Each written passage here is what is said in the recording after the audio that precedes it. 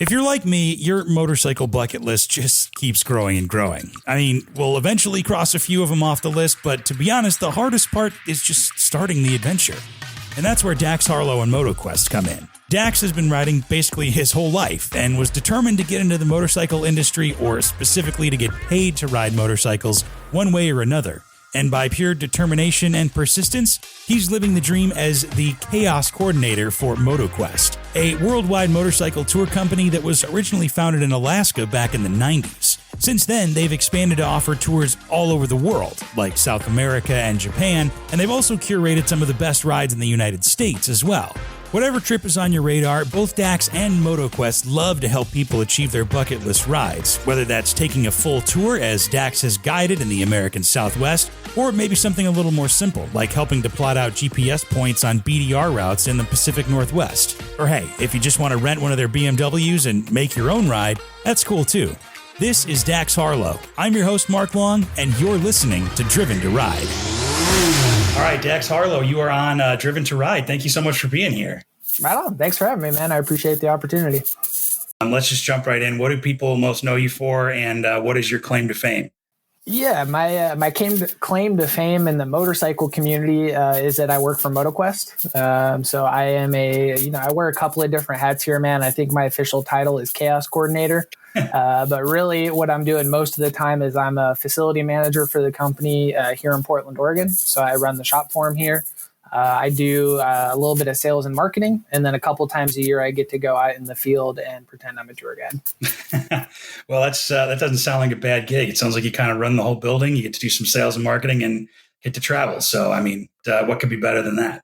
It's a lot of fun, man. MotoQuest is it's a fun company to work for. It's a young company. You know, most of the people working for the company are in their 20s and 30s. And so it really is just, a collection of my peers. We're all motorcycle oriented, motorcycle enthusiasts. And so it's a great place to be if you like riding bikes. Nice. Yeah. Well, and we'll get into MotoQuest here shortly or whatever. But before we do, I want to know, how did you get into motorcycling, like from the get-go? Yeah, I mean, I've been riding bikes since I was 5-6 years old, man. I grew up in a small town called Corbett, Oregon, just outside Portland, Oregon. And so I grew up riding ratty old Honda dirt bikes on logging roads out there. That's really kind of what I was doing. On weekends, on summer breaks, after school, stuff like that. I'd throw my leg over a dirt bike and go rip around on the logging roads out there. Nice. Yeah, you're in kind of a unique area where you have a lot of off-road and kind of public space to be able to do that. The Pacific Northwest is kind of a special place for motorcycles, I feel like. It is. I really take it for granted. I think something like over 50% of Oregon's lands are federally owned, just available and open to the public. And so, yeah, you can really pick a direction and just ride, and you'll find logging roads, OHV trails, national forest, you name it. I took it for granted. It was only when I was talking with friends, from Alaska or the Midwest where that's not a thing everywhere you go. It is kind of special to the Pacific Northwest. Yeah, not so common out here, but definitely makes you appreciate it a lot more when you're out there. So did you remember kind of like that first ride that you ever took, or that first time that hooked you onto motorcycling? I can't say I was so young, man, that I don't say I can remember my first ride truthfully. But some of my favorite memories growing up as a kid were riding dirt bikes on logging roads with my mom and my little sister. I mean, that's really what we did in the summers for fun. We'd all hop on bikes and go out for a ride. And, it was nothing crazy. It wasn't anything technical, but just putting around with your family on logging roads on a hot summer day. You pack some snacks with you and eat them on the side of the road out there. And it was a perfect childhood, man. You couldn't ask for anything better. Yeah, I mean, usually people's parents, especially moms, will be like, "Yeah, you're not allowed to ride a motorcycle at all." So it's super cool to have a mom that took you out to go do that stuff. Yeah, well, I come from a riding family, man. I mean, my mom has ridden motorcycles her whole life. My dad's ridden motorcycles his whole life. Both my parents, grandparents on both sides of the family also rode motorcycles. Wow! So yeah. It's a riding family from the top down. Yeah, it's in your DNA. You can't help it. Yeah, absolutely. So you started. It sounds like you started on dirt primarily. Did you ever make the jump over to street after a while, or are you primarily a dirt guy? Yeah, I mean, I would still consider myself primarily like a dirt dual sport adventure guy. But as soon as I turned 16, I went and, took the Team Oregon test here and got my endorsement. So I was riding street bikes at 16. My dad was, either generous or foolish enough, depending on your perspective, to let me ride one of his Harleys at 16 years old. Yeah. So Sick. the first street bike I was riding was, I think it was like a '04 or an '03 Harley Fat Boy. Okay. So I was cruising around on that thing, 16, 17, feeling like an absolute badass. Yeah, that's a hell of a leap. Although I guess if you have a lot of dirt bike experience and stuff, it's not as huge of a leap, rather than like going from not riding at all to then riding a Harley like a Fat Boy or whatever. So yeah, well, I mean, make no mistake, man, I had absolutely zero business riding a Harley Davidson like that. I somehow survived it, but I had no business doing that at that age. I'm just lucky I made it through that. Yeah. Well, let's jump ahead a little bit from 16 to now. How did you kind of get involved with MotoQuest? Yeah, man. So my involvement with MotoQuest, or my involvement with the industry, it really, again, kind of goes back in a way to my mother. So I was, I graduated from high school, right? 18. I went down to the University of Oregon to get my bachelor's degree down there. And I was up from UO on a summer break camping with my mom, my little sister, and, we're all sitting around a campfire talking. And she asked me, like, all right, kid, what do you want to do with this degree you're working towards? Like, what's the game plan after you graduate? And I'm like, well, didn't really have an answer for her, to be honest with you, man. I was so focused on getting the degree, I wasn't really looking much further ahead than that. And so we're sitting around the campfire. She asked me, and I thought about it, and I'm like, well, yeah.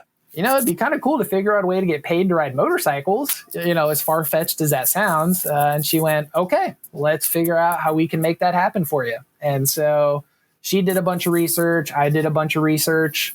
I figured out motorcycle touring was a thing. I figured out motorcycle touring companies existed. I just stumbled across MotoQuest's website by dumb luck. Yeah, did a little bit of digging around there. I saw that they had a shop in Portland, Oregon. Like, what are the odds? They're in my hometown. Like, that's incredible. So I went down to the shop, printed out my resume, brushed it up, went down to the shop, and I talked with the manager at the time. It was a Romanian guy named Ovi, and said, hey, can I work for you? Please give me a job, man. I'll do whatever. I'll sweep the floors, I'll clean the toilets, like whatever you want me to do. Just let me work for you, please. And he's kind of like hemming and hawing about it. And he goes, well, I don't know if I have anything for you right now. Come back later. I said, okay, no problem. And so for the remaining 2 years of my education at UO, whenever I was back up in Portland on break, right, winter break, spring break, summer break, I'd show back up with a resume and bug them and say, hey, man, you got anything for me yet? And he'd say, nah, come back in a couple months. And I would. And I had to do that for about 2.5 years before he finally called me 2 days after Christmas, December 27th. And he said, he called me up, said, hey, Dax, I think it's your lucky day, man. Come down. I got a job for you. Nice. And so that's what I did. I showed up, and I was low man on the totem pole, right? I was doing everything he didn't want to do. So sweeping the floors, cleaning the bathroom, all that kind of good stuff, man. And worked my way up from there. Yeah. And how many years you been there now? I want to say I've been here like 4.5, 5 years now, something like that. Okay, nice. Well, congratulations on your persistence paying off, man. That's impressive. Yeah, thanks, man. I just really wanted to get paid to ride motorcycles. That's really what it was at the end of the day. I wanted to make it work. Yeah, and you're making it work. So, just while we're on the subject, I mean, have you had anybody come to you for advice or tips on how to get into the motorcycle industry? I mean, obviously, you kind of like brute forced your way in, but now that you've been in it for a while, do you have any kind of like advice or tips for people? Just get a job anywhere you can in the industry, even if it's something, right. When I was, again, waiting for a job at MotoQuest, I got a job at the local Harley Davidson dealership. Right. And I was doing sales there. Right. And I'm not really a Harley guy. I didn't really connect with the clientele. I didn't really particularly care for the sales at that dealership. Sure. But it was just anything to be in a motorcycle shop, being around bikes, soaking up as much of it as I could. So that would be my advice, man. Just get your foot in the door anywhere you can, get some of that experience on a resume, and that will eventually open up doors, right? You'll meet people at that job that are maybe connected in other parts of the industry. You'll make connections, you'll gain experience. I think that's a good way to do it. Yeah, for sure. I totally agree. Because it seems like, I mean, the motorcycle industry isn't that big of an industry. It's not like hundreds of thousands of people or anything. I mean, everybody seems to kind of know everybody. I'm sure you've experienced that. Oh yeah, absolutely, man. It's a very small world in the motorcycle industry, and you're right. There's not a lot of jobs. You kind of have to, you got to find your niche. You got to find your niche, whatever it is, and really hone in on that. But getting your foot in the door, that will just present more opportunities from there. Yeah, for sure. So you had said that, you've done a lot of like trail riding and day riding and stuff like that before you got it with MotoQuest. Did you do a lot of like traveling and touring and maybe multi-day trips on motorcycles before joining MotoQuest? Yeah, I had done a handful. I'm not like a huge, cross country long distance rider necessarily. Sure. I've done a week all around Oregon. I've done plenty of, 3-4 night rides around the Pacific Northwest, ridden down the Pacific Coast Highway, down to LA, stuff like that. Anything too crazy. Yeah. Yeah. I'm sure after joining MotoQuest, you've done a couple of things, a couple of crazy tours, which, let's jump right into this kind of section. How do you guys even like come up with the tour routes? I mean, obviously you do on-road and off-road, but like, do you just go out and find like things that you think are cool, or do you have like two destinations and find a cool way between it? Like, what's the strategy kind of behind it? Yeah, that's a good question, man. A lot of it probably centers around logistics more than people might assume from first glance. Okay. Right. Obviously, the most important thing is that the riding is good. The riding is compelling. It's interesting. There's scenery. There's all sorts of sightseeing to do, stuff like that, man. But a lot of it is, what are the hotels like, right? Are there hotels big enough to accommodate our groups? A lot of the places we're going are in the backcountry. They're deep, way away from major population centers, big cities. And so it can be kind of challenging, especially post-COVID, to find lodges and hotels that can accommodate a group of our size, right? Mm-hmm. And we also don't want it to just stay at like a Marriott or like a Hilton. We try to find something a little more unique, a little off the beaten path, a little more authentic to the local culture. Mm-hmm. And so that's a big challenge, is just finding good accommodations, good logistics, right? You want the start and end points to be near major international airports so that it's easy to fly in and out of where the tour is going to start, and stuff like that. So that's the logistics is definitely a big part of it. But most of our tours, we've been running them for many, many years now. Most of our tours we've been running for 10 plus years. And so we've really got it down to a science as far as, the itineraries, the riding, and the logistics combined. Yeah. Yeah, no, that's cool. It just sounds like, just experience and knowing the roads, and probably knowing what doesn't work as well as knowing what does work is probably just as important. So I just realized I got ahead of myself here, and we didn't even talk about what MotoQuest is. So can you give me the quick and dirty on what you guys do? Because you do more than tours, obviously, but for somebody who's never heard of MotoQuest, what are you guys all about? Yeah, I'll give you kind of the 30-second elevator pitch of MotoQuest, man. MotoQuest is a 27-year-old motorcycle rental and touring company. We're based out of Anchorage, Alaska. That's where the company was founded. Nice. And so we have a shop in Anchorage. We have a shop in Portland, Oregon that I run for the company, and then a shop in Long Beach, California. So we got 3 locations all on the West Coast of the United States. Out of those locations, we do motorcycle rentals, as you said. We have a fleet of about 100 late model BMWs, GSs, so 750 GS, 850 GSs, and then the big 1250s, 1300s.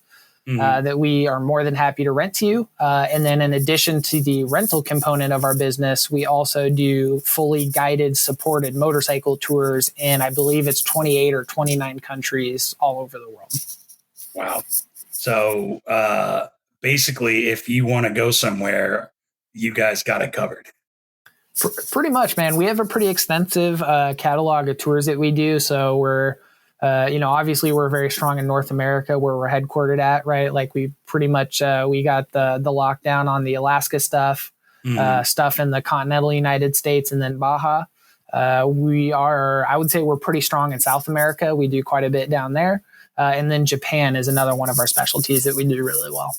Nice, man. Yeah, that's, you've named a couple of bucket list places that I've always wanted to go. So, everything from, it's kind of funny thing internationally, something as simple as maybe the Pacific Coast Highway and something as exotic as Japan. Those sound like super cool places to ride a motorcycle. even just traveling to those places would be super cool. But to do it on a motorcycle, I think it would make it that much cooler, you know? It is, man. It really is. I think people sleep on a lot of the offerings in America for the more exotic stuff, right? And there's nothing wrong with that. Japan is exotic, or India or Mongolia. That stuff's all super cool. But there's plenty of good riding in our own backyard to be done. Like you said, Pacific Coast Highway is it's world class. Riding up to Alaska is another one that a lot of people want to do, right? Going from Portland to Anchorage is phenomenal. Going up to Prudhoe Bay even. There's no shortage of good riding in the United States. You don't have to leave the country to do something fun and adventurous. Yeah, for sure. So what kind of goes into your job a little bit about like running the shop for the most part? I mean, obviously, I imagine you probably still got to pick up a broom or clean a bathroom every once in a while, but you're managing a fleet of bikes, you're meeting a ton of awesome people. Like, what does kind of your average day look like, if there even is one? Yeah, I mean, that's I don't know that there is an average day, and that is one of my favorite things about the job, right? Every day is a little bit different. Every day has its own challenges. It's a lot of customer service work, and it's a lot of really fun customer service work, in my opinion, right? Like when I was going through college, I was doing retail jobs, or I was a server at a restaurant or whatever. That's not particularly fun customer service. You're really kind of just slogging through it. What I'm doing here is fun customer service, right? When people come into the shop, we're helping facilitate a fun motorcycle vacation for them. And so generally people are really, really cool. They're motorcycle people. They can speak bike with you, which is always fun, right? If you're a real motorcyclist and someone's not and you're speaking to them, you can suss that out pretty quick. Sure, And so, it's fun. I'm getting paid to hang out with motorcyclists, help facilitate fun motorcycle vacations, walking them through the bikes and the motorcycles, making sure everything's ready for their trip. You do a lot of route planning with people, right? Because you can spend all day looking at a GPS and Google Maps or whatever, but at the end of the day, you want a local guy who has local knowledge of the roads to point you in the right direction. So it's a lot of that kind of stuff. And then, like you said, cleaning the shop, sweeping the floors, all that stuff too. Yeah. How big of a team do you work with over there? Yeah, so the team that I'm working with right now, man, like I said, it's seasonal. It fluctuates up or down with the seasons. But right now I have one customer service guy for the front of the house. I have one technician for the back of the house. I have Sarah Schilke working, helping me with the marketing and advertising, and then myself. Nice. Yeah, so you keep it pretty lean, but it's got to be a cool group of people. Yeah, we all work really well together. We all enjoy each other's company. I think we work really well together, man. I got just an absolute wizard of a technician in the back of the house. He is probably the most mechanically gifted dude I know. So he's just an absolute wizard with a wrench. And then my guy, trainer up front, same thing, man. He's great with customers, great with the paperwork side of stuff. And so, we're a very tight-knit team here. I feel very proud of my guys and the team that we've got here in Portland, man. We're really rocking and rolling here. Yeah, that's super cool. You mentioned when you talk to people about like signing up for tours and renting and stuff like that, you can kind of suss out whether or not they ride. How do you kind of go about vetting whether or not somebody is going to be not a problem, maybe somebody to keep an eye on, maybe wouldn't be renting to? Yeah, that's a good question, man. I think you just start with just asking them point blank, what's your riding experience, and see what they say, right? That will tell you a lot right there. But generally, I tend to worry about the guys that are confident, right? The guys that show up and they're like, no problem. I'm going to ride to Alaska in 5 days. I got this, and they just kind of hop on and peel off. That's usually the guy you got to worry about. It's the guy that is a little bit cautious, asking the right questions, a little reserved about the trip. That's usually the guy that's going to be okay, right? Because again, he understands his limitations. He recognizes the journey or the task ahead of him. And so that's always kind of my tell. And then also body language is a huge thing too, right? When you get through with the paperwork, you walk them out to the bike, just seeing their body language as they're moving around the bike, as they're grabbing the handlebars, taking it off the center stand. That's also a huge tell. Yeah. You can talk probably a big game, but once you're in the saddle, it is a different story. Absolutely, man. And even just seeing them move around a parking lot too, right? Like I also am a team Oregon instructor. So I teach like the MSF classes, the endorsement classes here in Oregon. And I always tell my students, man, that, anybody can get on a crotch rocket and do like 100 miles an hour in a straight line, right? That is not particularly impressive. That doesn't necessarily display skill. Like if you want to impress me on a motorcycle, you set up some cones in a parking lot and you show me what you can do under 5-10 miles an hour, right? That's the stuff that's impressive. Those are the fundamental skills that most people do not work on. And so even just seeing them peel out of the parking lot will tell you a lot about their riding ability, I think. Sure. And that's what motorcycle insurance is for. So yeah, absolutely. So tell me a little bit about being an instructor with Team Oregon. That's got to be pretty fun. How long have you been doing that? Yeah, I've been doing that for about the same time I've been with MotoQuest. I think about 4 years now. Mm-hmm. And so are you doing like a beginner, intermediate, advanced, kind of a smattering of everything? I teach just strictly the beginner classes. So the basic introductory class, they assume that you have no motorcycling experience. So it's really designed for somebody that's never ridden a bike, to get them up to speed and get them proficient to the point that they have a motorcycle endorsement and they have the skills that they need to ride on the street. Nice. Are you involved with is that connected with the Motorcycle Safety Foundation at all? Or are you guys kind of your own thing? We are our own thing. So there's a little bit of lore and mythology surrounding all of that within Team Oregon. My understanding is that we split from MSF probably about 25, 30 years ago at this point. So I think in like the late 90s, early 2000s, we split off, developed our own curriculum. It's very heavily based on the MSF stuff, as I think most curriculums are, but it is our own little twist on it. Sure. Yeah. And I mean, it makes sense. Again, going back to kind of like the public lands and the off-road and the ORV stuff that you guys have, it makes sense to almost have something that's a little more tailored probably to that set, as opposed to like being outside of Chicago where there's like 9 million people. So yeah, it's not a one size fits all situation by any means. Yeah.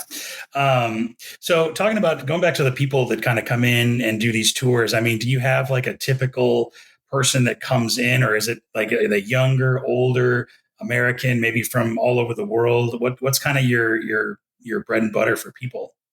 Yeah, I don't know that there's a like a particular nationality that we work with a ton. Obviously, I think most of the guys are probably Americans just because they're in their own backyard. But our tours are, they are all inclusive, right? So we take care of everything for you. Because of that, the price point is fairly high.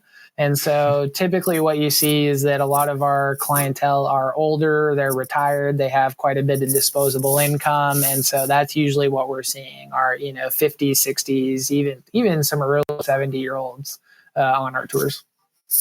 That's pretty cool though. I mean, to be 70 in your 70s and still riding, I'd take it. Oh man, we've had guys like in their 80s go on tours with us, man, and they're not slowing anybody down. They're keeping up.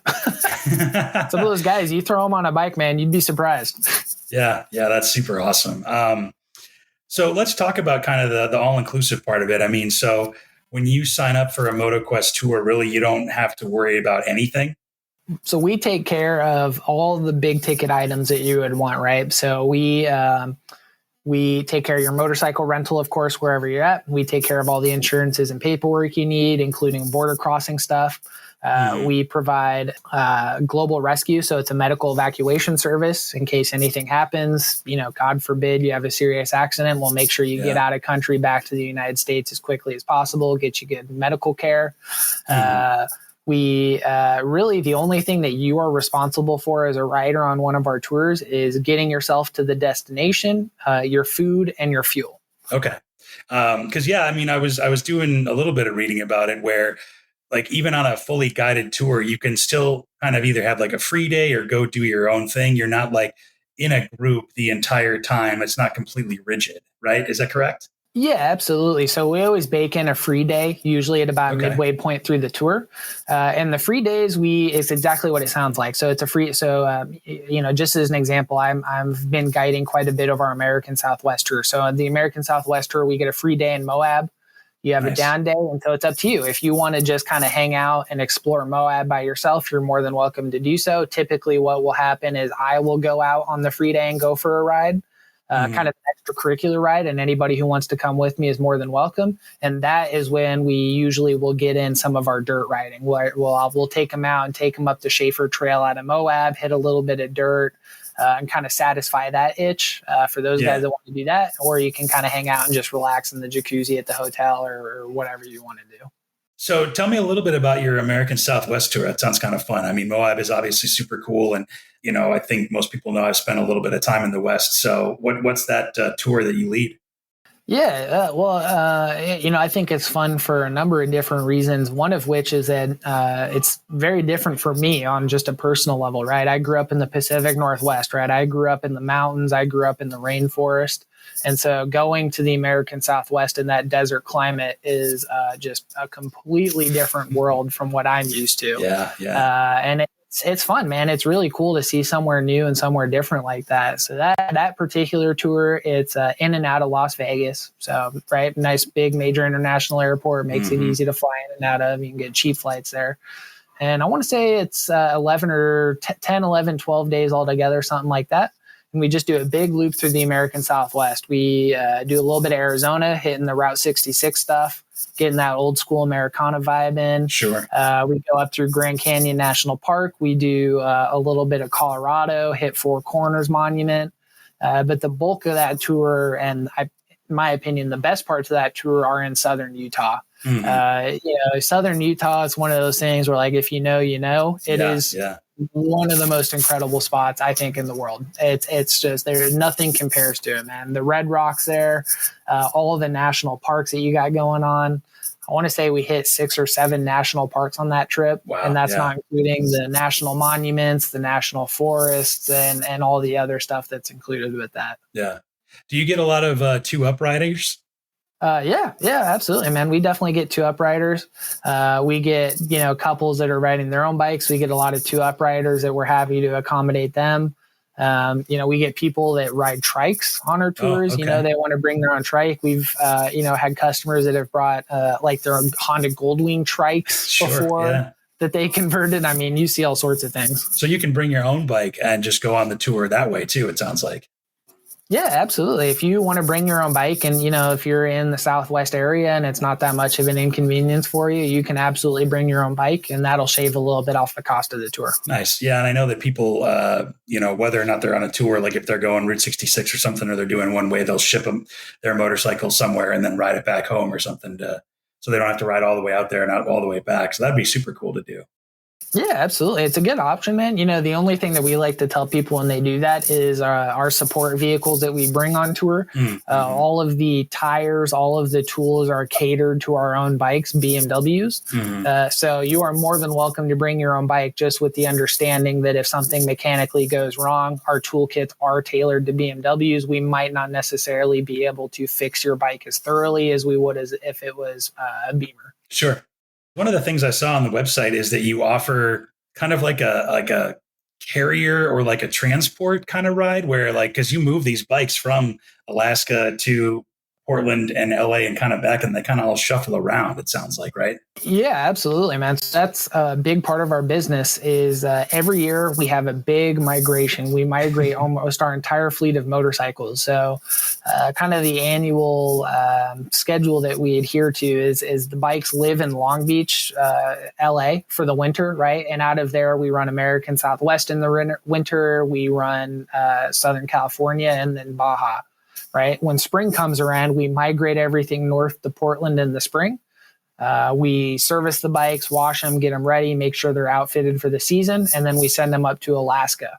The bikes live in Alaska from, roughly last week of May, first week of June, all the way through June, July, August. And then first week of September, our shop in Anchorage closes doors and all the bikes migrate back southbound again to Portland, where, again, we service them, wash them, get them ready, throw fresh parts on them, whatever they need, and then send them in the fall back down to Long Beach for the winter again. And so, of course, we like that to happen with our guided tours. We like to have that happen with our regularly scheduled rentals. But when you're dealing with a fleet of 100 motorcycles, there's always inevitably a handful of bikes that get left behind that don't have any reservations associated with them. So when that happens, we run our transporter specials, which is what you were referring to. Mm-hmm. And the transporter specials are a great program. Basically, we will rent you the bike at cost. So we are just asking you to basically just pay the insurance on the motorcycle for us while you're riding it. Sure. And we'll give you 14 days, 10 days, whatever it is, to ride it from one way, from Anchorage to Portland, Portland to Long Beach to Portland, whatever the case is. Yeah, that's not bad, man. That'd be really cool to do kind of your own ride your own ride to up or down or whatever way you wanted to do it. It's a great opportunity for our customers. The caveat, right? There's no free lunch. There's always a caveat with something like that. The caveat is that we typically don't know that we need transporters until about a month beforehand, right? So Gotcha. It's not a great option if you are, planning like an epic Alaska ride, and you're planning it 6 months out and you've got all your hotels booked in advance and it's all laid out in front of you. Maybe not a good option, right? Because then the transporters aren't up until like a month beforehand. Maybe you get one, maybe you don't. Yeah. Right. But if you are retired, you have a lot of flexibility in your schedule, a lot of availability, and you can kind of just at the drop of a hat, on a whim, do an Alaska ride, then it's a great choice for you. Yeah. Let's talk about that Alaska ride a little bit. How long does it take to get from Portland to Alaska? Yeah, I mean, that's, you asked kind of what my day-to-day is, man. A big part of my job is just telling people how far away Alaska actually is, right? Right, people do not conceptually understand how big North America is and how far away Alaska is. So if you ride from Portland to Anchorage without any side stops, without any side roads or any kind of extracurricular rides, it's 2,500 miles. Just casually across the country almost, yeah. Yeah, exactly. It's damn near what it is, coast to coast, right? So, you're talking, if you ask me, I would tell you that the minimum you would want to do is 10 days. Wow. Probably more like about 2 weeks if you really wanted to take your time and do some side roads, do some side exploring and really soak it up. So 10 days to 2 weeks is that's about right in my mind. Yeah, that's no joke, man. I mean, it's because even Alaska, what I think is it's just as big or bigger than Texas or something, or the second and third biggest states, or the biggest and second biggest states or something. So it's hard to comprehend. Alaska is 2.5 times bigger than the state of Texas. Yeah. Okay. It's massive. Yeah, that's insane. And do you guys do tours that go all the way up? You said to Prudhoe Bay, I think, right? Is that all the way north? That is. So Prudhoe Bay is the northernmost point you can reach in the state of Alaska.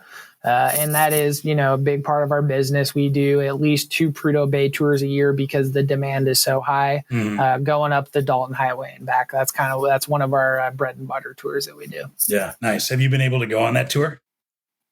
You know what? I have not, man. To be honest with you, I don't have a huge desire to. Oh, really? Prudhoe Bay is cool. If it's if the bragging rights are important to you, right, to say that you made it to the northernmost point, you can kind of check it off your list. Then that's cool. There's nothing wrong with that. That's not particularly important to me.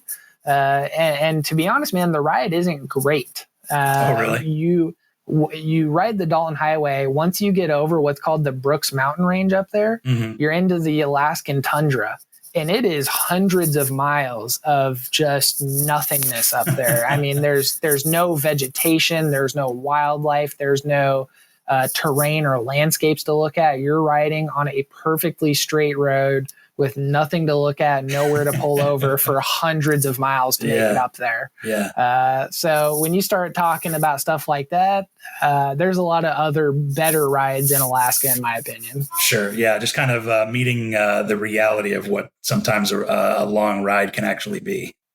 Yeah, absolutely, man. And like I said, if the bragging rights are important to you, no harm, no foul. There's nothing wrong with that. Yeah, it's an accomplishment for sure. Yeah, that's just not something that's on my radar right now. Yeah, it sounds like almost like it's what somebody I know calls it's fun number 2, where it's not fun that you actually like while you're doing it. It's at the end of it afterwards. You're like, oh yeah, I guess it wasn't that bad, So, but going through it sucks. That's exactly what it is. It's type 2 fun. Right. Yeah, exactly. So, you talked about the Southwest tour a little bit. What other tours do you either get to lead or which ones have you gone on? Yeah, so I've done the Southwest tour. I have done a tour in Baja, and then I've done an Alaska tour that's called our Northern Lights tour. So Cool. little bit of everything. Yeah. Can you tell me a little bit about the Baja? Just personally, I always thought that was a super cool sounding trip to do. Yeah, Baja was super cool, man. That was my first time in Mexico, was guiding that Baja tour. So that was definitely a fun experience for me. The Baja tour that I did was called our Best of Baja northbound tour. And the cool thing about that is you get to ride the entire length of the peninsula. So that tour starts in San Jose del Cabo at the bottom, and you go all the way north, ending in Long Beach, California. Nice. So you ride up. Yeah. Exactly. Yeah. Versus, kind of just doing a loop of the northern half or the southern half or whatever the case is. And so, yeah, Baja's great, man. I mean, the food's amazing.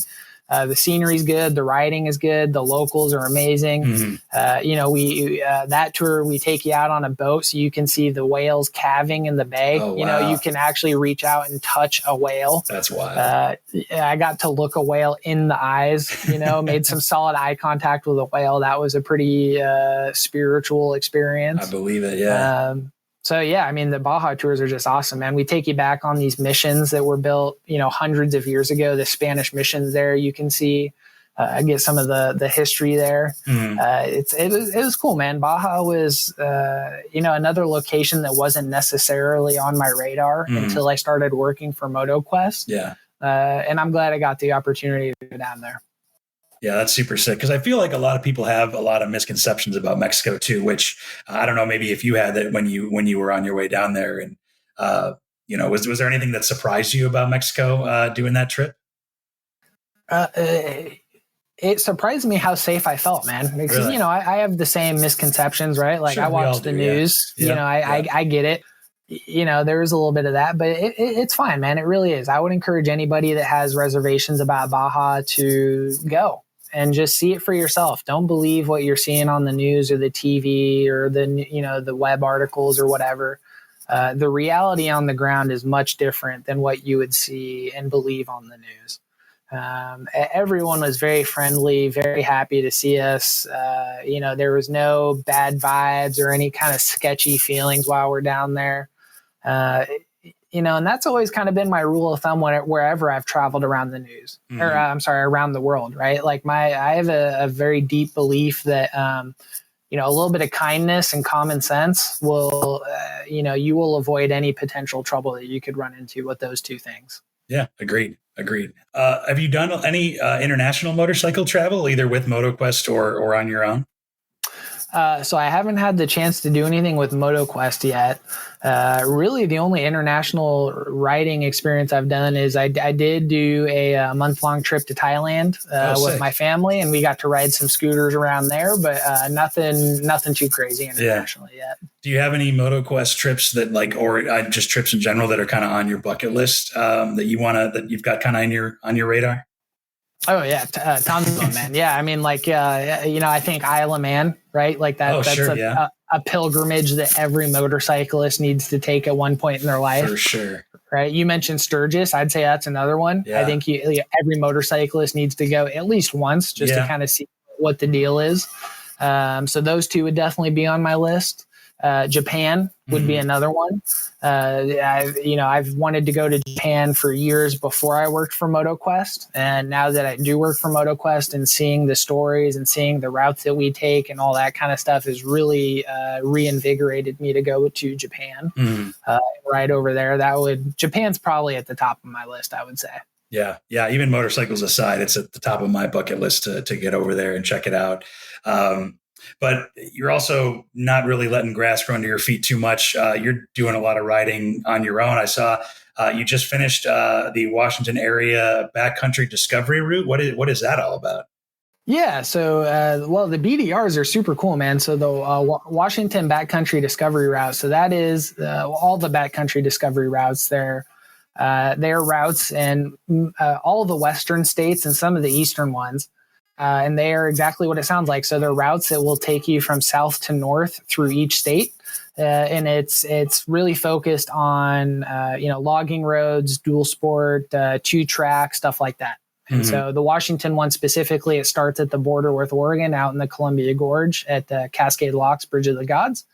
And I want to say it's about 600 miles of off-roading from there all the way north through the state of Washington to the border with Canada. Okay.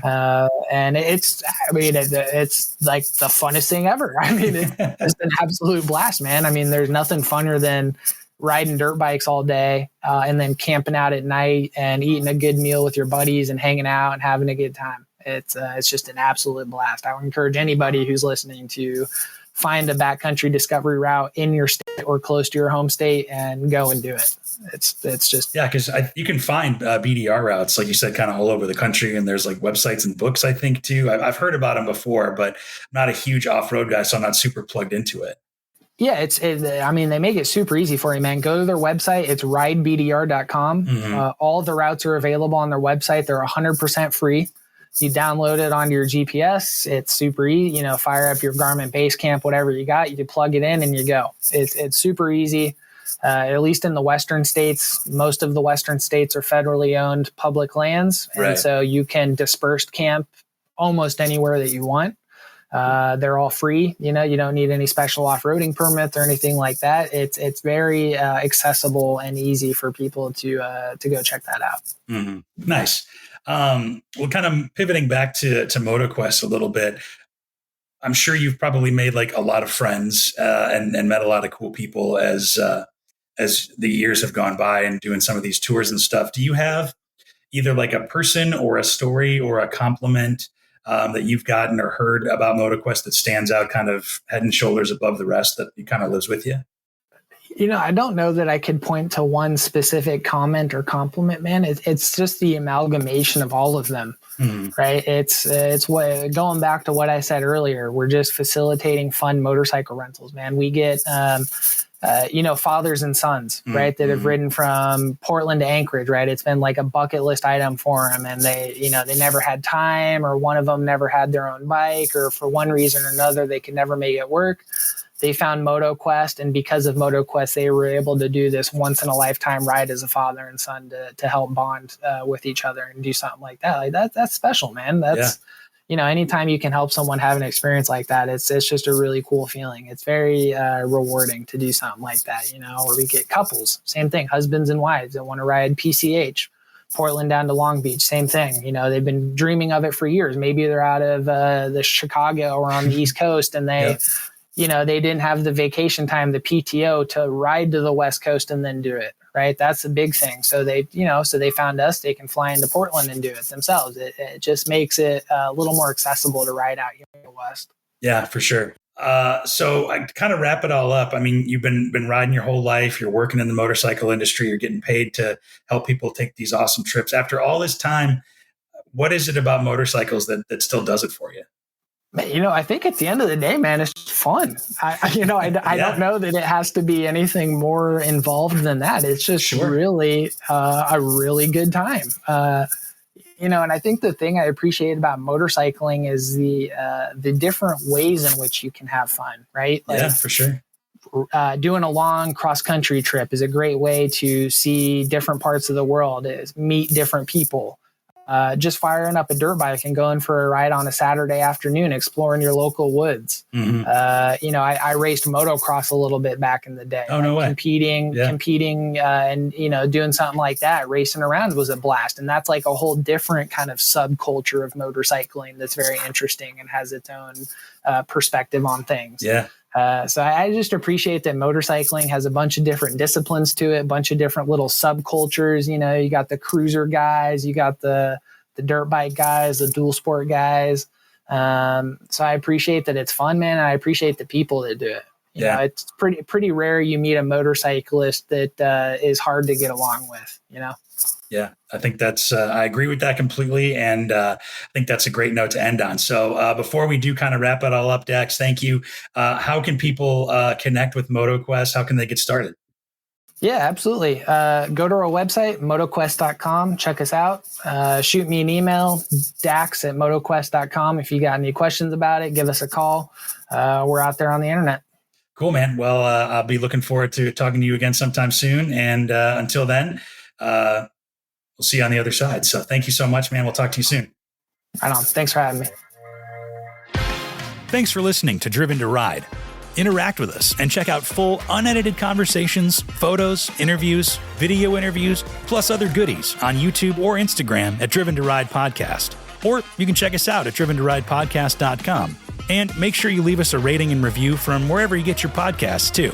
If you have an idea for an episode or a guest, or you want to invite us out on an adventure, email us hello@driventoridepodcast.com. Driven to Ride is wholly owned by Flint Rock LLC, made possible with help from Matthew Miles, and written, hosted, and produced by me, Mark Long. We'll see you out there.